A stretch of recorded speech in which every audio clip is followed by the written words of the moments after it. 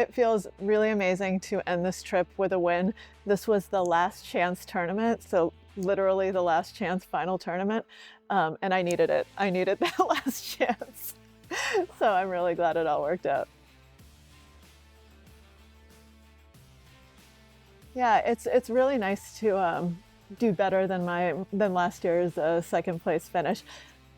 My second place paid a lot more money than this first place, so financially that was nice, but it's really nice to get the trophy. There's something about the Spadey that's very, very special, and it's always extra special to win a Pokerstars event. Yeah, it's definitely much sweeter to win being a Pokerstars ambassador. Pokerstars events are above and beyond the best live events that I've ever played. They're my favorite series representing my brand. It makes me really happy.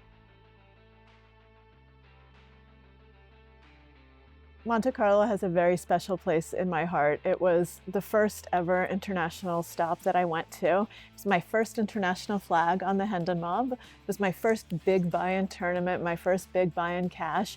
And I mean, also this venue is just ridiculously beautiful. Playing in the Salle des Étoiles is just amazing. So, you know, you can't go wrong. Now that I've actually won something here as well, it will be even more special, and I hope that next year I can win something even bigger.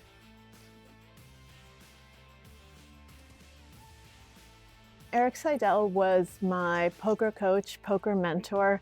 He is the one who introduced me to the game, who taught me most of what I know, and he's remained a close friend and inspiration. He's someone that, you know, I really look up to because he has just the perfect career, right? He's been crushing for decades. He's still at the top of the game, and he has an amazing life. You know, he's been married for over 30 years. He has 2 daughters who absolutely adore him. You know, he finds time for everything in his life. So he's just a great role model all around. And he's just a really, really nice person. I mean, that goes a long way.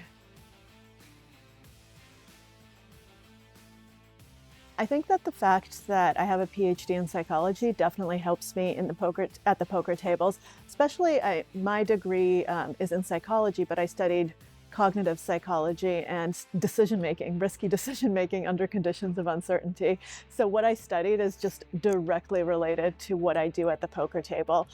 So it really, I think, helps me conceptualize what's going on in my head, in the heads of my opponents.